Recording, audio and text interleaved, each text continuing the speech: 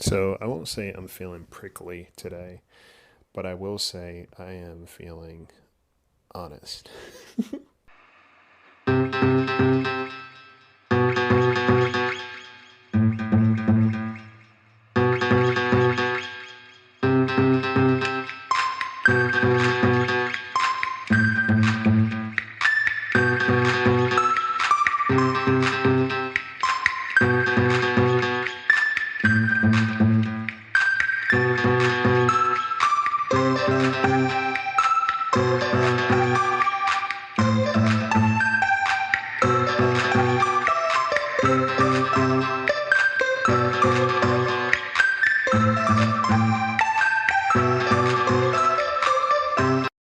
You know, being a mental health coach in the spiritual space, the wellness space, I'll say the wellness space, and I don't know. Just being a fly on the wall, I've realized there are a lot of things that have become so mainstream and somewhat bastardized, but also weaponized, that are not that deep. Um, they sound deep, but they just don't mean anything. And maybe you use these, and I want you to really think about what is actually behind it.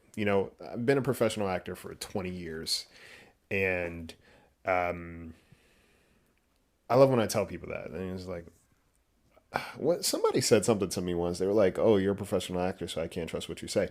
Here's a fun fact though about actors back in the day. They weren't allowed to testify. They weren't allowed to testify on cases because they were essentially trained liars, right? Or that's how society perceived them, trained liars. But I also find it interesting that a lot of times people think that actors are, I don't know, removed from society. Like even when it comes to speaking politics, having certain moral compass or values, like actors are not allowed to talk about certain things. Actors are not allowed to talk about real life situations because you're just an actor. And when we look at it a little bit deeper, it's like actors have to be so many things in different people, and they have to immerse themselves in the history of that person and study and understand. So why do you think they'd be less experienced than the average person? On top of that, for me, while I was pursuing acting, I was also getting my degrees in psychology and communications. So by design, it just kind of creates this very interesting hybrid of a person naturally. Um, so I think for me, being who I am as a person and what I've experienced in so many realms, when I look back, I always say, man, I have a pretty boring life, and I don't think I do. I have a peaceful life, and I do my best to make it peaceful. But boring, I wouldn't necessarily. I don't think is boring. Maybe to the outside person, but I'm not. I don't typically. I'm not always chasing excitement. I'm not always chasing um, adrenaline. I'm not always chasing the newest thing because I am not running from myself. I am one of those people that really enjoys his company, enjoys the ability to like really think and flush through things and process. Like I'm never really try to escape my problems, if you will. Um, I might try to distract myself in moments, right, or procrastinate a little bit, but overall, like I'm not really a person that um, shies away from discomfort, especially when it's necessary to be present in that. Um, so that's all to say. These deep truths or these deep things that people like to say, or like people who try to sound deep or be, spiritually enlightened, sometimes it doesn't mean anything. It's just a way to distance yourself from either your responsibility, your accountability, or your lack of growth. Um, and I feel like, in mainstream social media, we have so much access. Not that certain things should be gate kept, but the access that people have without the applied work to understand what's being said or what's being done has just created such a lazy transaction in terms of like human relation, human connection. And something that I was even thinking about, and this will probably lean into it, is like people don't like consistency. People don't like consistency. They also don't like consistent people. And that's a story for another time. But it's just something that finally popped in my head. People don't like consistency. People don't like consistent people either because it's inconvenient for them, right? I like the convenience of a consistent person. I don't like the inconvenience of them being consistent because what it holds up when it comes to me. Um, People don't really like vulnerability. People don't like emotional availability. People don't like somebody who's necessarily self aware either. Um, and you can be honest with yourself. Like, hold up a mirror. Like, how often are you, offended or triggered or, avoid people who are exactly who they say they are and they show up that way? Or, how often do people avoid you maybe? Um, you know, it's so interesting because one thing that I do see a lot is like everybody wants to be a special quote unquote individual. Neurodivergence has become so weaponized where now everybody's neurodivergent. And even that, there's like somebody be like, oh, yeah, well, what if this person's neurodivergent? And it's like you are using neurodivergent as a singular thing, right? Not understanding that it's an umbrella term for multiple mental health challenges or blockages, if you will. And those don't operate the same. Depression is under neurodivergence. ADHD is under neurodivergence. And when you look at ADHD and depression at the same time, they operate very differently, right? So it's like a lot of access to a lot of things, it just prevents people from doing the actual work. And it things kind of lose their value, and I think that's why we do live in such an age of like microwave. People want more without giving much more, right? People want you to work harder for them without really providing you much or meeting you with much. People like free things, you know, um, and people want more of what they're not willing to earn. And when you don't give that, when you don't offer that, it definitely creates this imbalance, and people get offended because it's like, I want the consistency of you. I don't want the inconvenience of who you are, you know? Um, so yeah, it's just been things that have really just been sticking with me. And again, I don't necessarily live in the attic of my brain, but I spend a lot of time there, and we do have conference calls, and a lot of times we will have discussions about like, yeah, that ain't it, you know. Um, one of the things that I've really challenged people on is like the it is what it is, and I even challenge myself. When I say it is what it is, what does it mean? Somebody says it is what it is. What is it? You know, this desire to try to sound removed or above a situation, or just kind of like, yeah, I'm good, I'm unfazed. Sometimes that's not it. I have so much respect for people who can really own how they're feeling, really own their responsibility in a situation, like really own a truth versus trying to seem so stoic, you know. Um, because I honestly think the people that are most stoic, honestly, still have a very deep wealth of knowledge when it comes to their own emotional IQ, their own, self awareness, like just how they function, versus someone who is maybe deflective and just doesn't really have the skill set, but tries to be that, but also dismiss other people in the process, right? Sometimes it is what it is. It's a very dismissive thing. And it just doesn't land properly. You know what I'm saying? Another phrase that's if they wanted to, they would. And when we really look at it, it can go both ways. Now, I agree, there is some truth to it. Um, it can be a lot of variables. And I think I posted a video about this a while ago, like the whole concept of if they wanted to, they would. Yes and no, because there's also this idea of, hold up a mirror to yourself. How many things do you say that you want to do? And how many of those things actually get done, right? You say you want healthy relationships. Are you cultivating them? And if the answer is no, well, why not? And if you step into this whole idea of, well, I've been hurt before, or it's so hard, or I don't have people around me. Okay, but are you on social media? I always go back to this when I see a comment section, let's say I talk about friendship and all this other stuff, and somebody goes, well, where are all the good people out there? And there's a whole comment section of other people saying the same thing. And it's like, you guys haven't interacted with each other. Why not? And somebody may say, well, yeah, I don't know these people. They're strangers. Okay, at one point in time, your friends were strangers, and proximity doesn't necessarily mean the potency of a relationship either.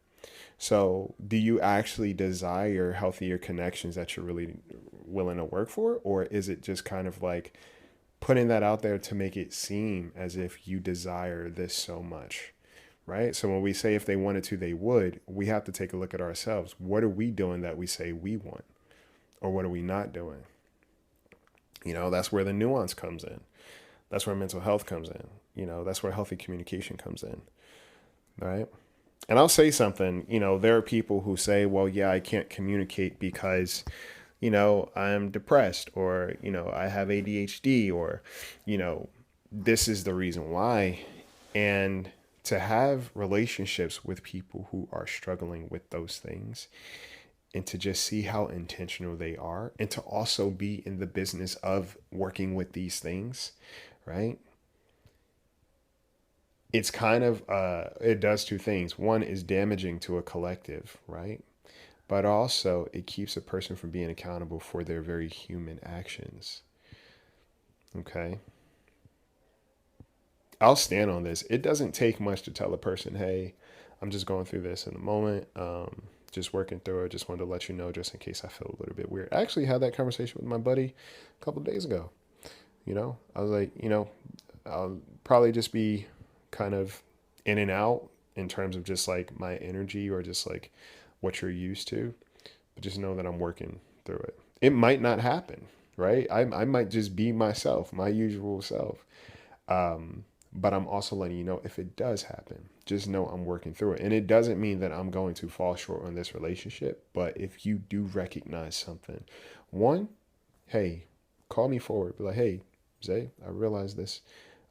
There's a different energy. There's something up. I'm like, damn, my bad. Yeah, I'm trying. And thank you for telling me I could do better about that, for sure. It's so many ways to really understand your impact of people and your impact on the relationships you say that you want, versus kind of being inconsiderate to a certain degree. I think there's a stark difference between somebody who is very inconsiderate and still desires support and community from a village that they don't participate in, versus someone who's actually going through something and they are, they're still trying their best. It's a big difference. And sometimes we make the mistake of trying to cluster everybody together. But again, with mental health, there are certain diagnoses that are put in place to properly indicate what is going on, and a lot of times treating people poorly is not a part of that. It doesn't fit, it doesn't affect your motor skills. It doesn't affect your ability to communicate to somebody what's actually going on. Those two things are not mutually exclusive. And I'm saying this from personal experience, With a major selection of the looks your kiddos love, starting at just $4 in the Walmart app, a new school year means a stylish new them. Who knew? Find skater skirts and Crocs that say, I'm casual but cool. Sparkly sneakers that say, it's my classroom, you're just learning in it. And preppy polos that say, I'm the teacher's pet, even if they're mommy's menace at home. Find their favorite styles starting at just $4 in the app. The Walmart you thought you knew is now new. Going through grief, going through tragedy, going through my own hills and valleys and seasons, my relationships have never suffered. And it wasn't like I was overperforming either. I wasn't overperforming. I wasn't operating outside my capacity to just let people know, hey, I'm not doing well, or hey, this is going on. And even while I was, grieving through certain things, I was still present, you know, because to me, I can still hold room for both. If these people matter to me, if these relationships matter to me, I want to have those around. These are the people that bring me peace. So I want to have them around. I want to take care of them. There's definitely an entitlement sometimes I think that a lot of people move with, and they don't want to say that out loud because obviously you're not going to tell somebody, hey, I'm a selfish person and I'm only here to get what I want from you. Why? Because you'll stop receiving it. But you do this dance around the actual thing. Oh, well, everybody's going through something, or I have these things going on, But a lot of times, if it's not that, sometimes people do want to, and they will. And other times it might be more to it, but I think honesty always helps to understand what that is. Okay? Desire doesn't always equal ability, right? And pay attention to the effort, but don't ignore the context. But also pay attention to how you show up, and don't ignore the context, right? Another one is the whole protecting your peace. Now, when it comes to the talk of boundaries, right? I think that there is a certain level of manipulation that people practice when it comes to boundaries. You know, a person's reaching out to you, and let's say this is, going back to interpersonal relationships, because that's what we deal with. Let's say you have somebody who's actually a really solid person to you. And you just decide to go cold turkey. You just don't say anything, you don't communicate. And they're affected by that because on their end is like, wait, this person that I care about is deciding not to talk to me. What am I missing? Right? What am I actually missing? And the other person goes, well, that's my boundary. I don't have to talk to you. I'm protecting my peace. Right? Or I may have done something, right? I may have actually caused a person harm. And I say, well, I'm just protecting my peace by avoiding this person now, right? Or I don't have time for drama. I'm just protecting my peace. Sometimes you're not even protecting your peace. You're protecting your ego. Avoiding people after you have caused harm, right? Avoiding the discomfort of a hard conversation, avoiding hearing another person's side or their experience that you now have to hold space for is not protecting your peace, right? It's not protecting your peace at all. It can be used to justify avoidance and or selfishness, right? Because a lot of these people who are quote unquote protecting their peace, when they need something, they're reaching out to these same people, right? So I'm not protecting my peace then, okay? Learn to differentiate between discomfort that's healing and chaos that's harmful. Another one is everything happens for a reason. Ooh. Ooh. I've had to move away from that too. And one of the things I've also stopped saying to other people and also making sure that I operate in is this idea of always being the strong one, right? I know my capacity. I have a pretty high threshold for a lot of things, but my tolerance has gotten very low, almost intentionally, right? Because we need to understand that we're not necessarily existing in an ideal world where a person sees another person and is like, you know what? You are so good to me. Let me make sure I'm good to you in return. Like, let me make sure I'm actually taking care of you and owning my space with you because you are so good to me. And this is important that I sustain and I value this relationship. No, oftentimes you meet people who expect you to tolerate a certain level of um, disrespect, abuse, maltreatment, or being taken advantage of, right? And oftentimes, being that you are so resilient, being that you are so emotionally attuned, the expectation is now that you're supposed to hold space for this person. And then somebody will say, well, yeah, everything happens for a reason. So you dealing with that horrible relationship, yep, everything happens for a reason. And it's so dismissive. It could be so dismissive, right? Especially in the face of real grief or trauma. You know, somebody passes or something tragic happens, and the response is, yeah, everything happens for a reason. It's like, look, I don't care. Sometimes the reason is not great. You know, this is a human experience I'm having and it hurts. Okay. A better version of that might be you can find meaning in what happens, even if it wasn't meant to. Sometimes we will make the mistake of trying to find the silver lining in certain transgressions, certain behaviors, certain experiences that are probably just not okay. And it's like, oh, I'm trying to see the bright side, or I'm trying to see the best in this person. How deep do I have to look to see the good in this person? How deep do I have to go? Right? That's really something to consider and think about and process, because you shouldn't really have to go traveling that deep. You shouldn't be searching for gold. Right? It's like a canary in a coal mine. Like, no, why do I have to be that sick? Why do I have to risk that to just find the good in another person that I'm in relationship who I might be treating well? Okay. When it comes to you, does somebody have to constantly search past your behavior, your selfishness, your self-centeredness to see how good of a person you are, quote unquote? Right?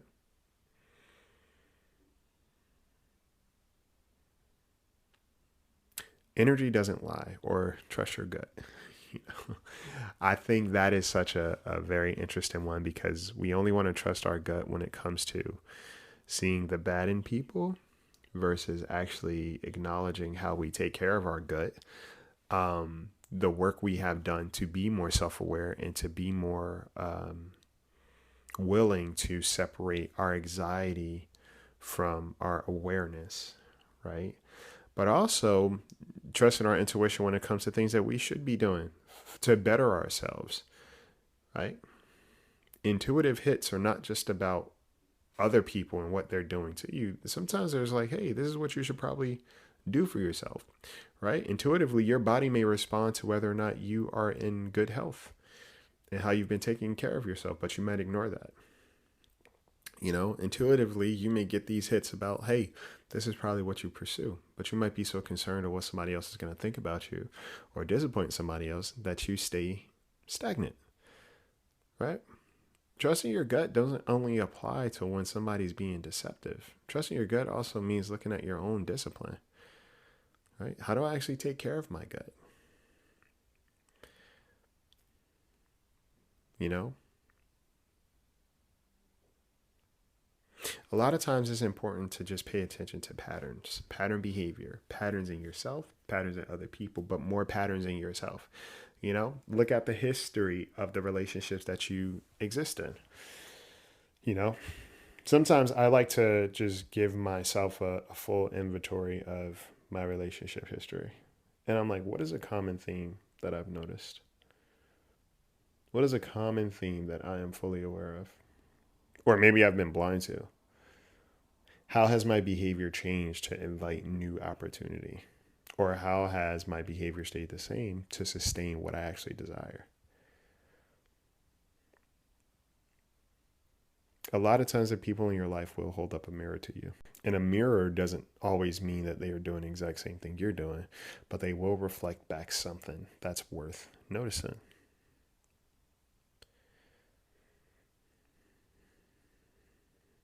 Right? The reason why we fall for all these phrases is because simplicity is comforting. Like I said before, people don't like consistency. They like the convenience of consistency, but people don't like consistency because it's actually inconvenient, right? To be a consistent person means to be inconvenienced. And people don't like that. People don't like being inconvenienced. I love the idea that you inconvenience me. I love the idea that you inconvenience yourself for me, I should say. Okay.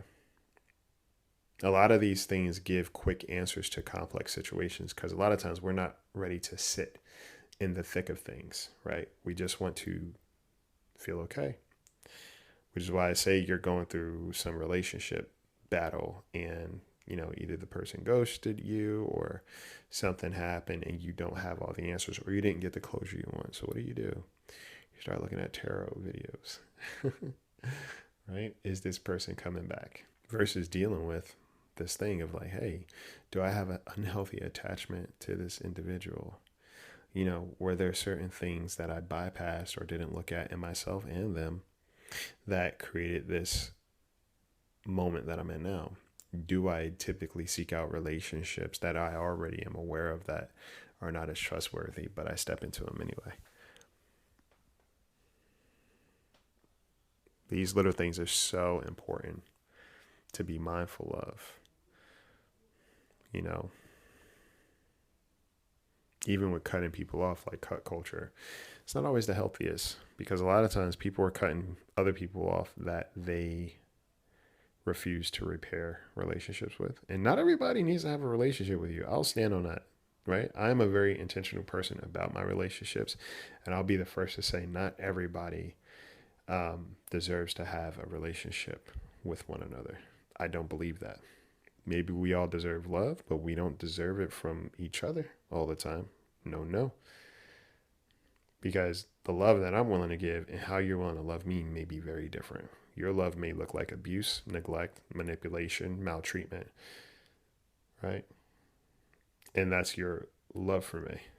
Meanwhile, I'm showing up, I'm being intentional, I'm self-reflecting, I'm doing all that's necessary. Even when it comes to energy, doesn't lie. Have I seen consistent behavior that matches how I feel around this person? It's so crucial to just understand what it is that you're saying in your attempt to sound deep, but in actuality is microwave comfort, right?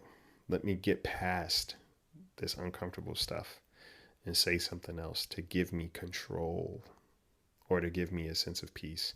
Sometimes people want to feel above, right? People want to feel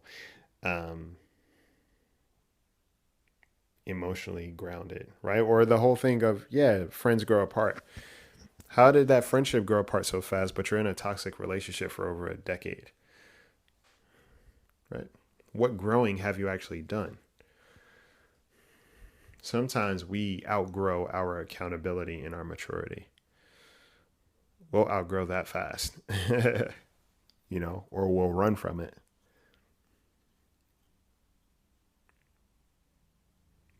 Sometimes it's super crucial to just accept that, hey, I'm uncomfortable with this. This is probably something I'm not ready to deal with. Can I trust that? And can I trust myself before I say I can't trust other people? What are indicators of that? Do you say do you do what you say you're going to do, or do you backslide more often than not? Something I want you to think about. It's really worth considering too. And yeah, if you have any other sayings that you think are interesting, I think it'd be cool to reflect on those and pay attention to what you are saying, because it's not always about the words. All right. Take care of yourselves. Take care of each other. Take flight.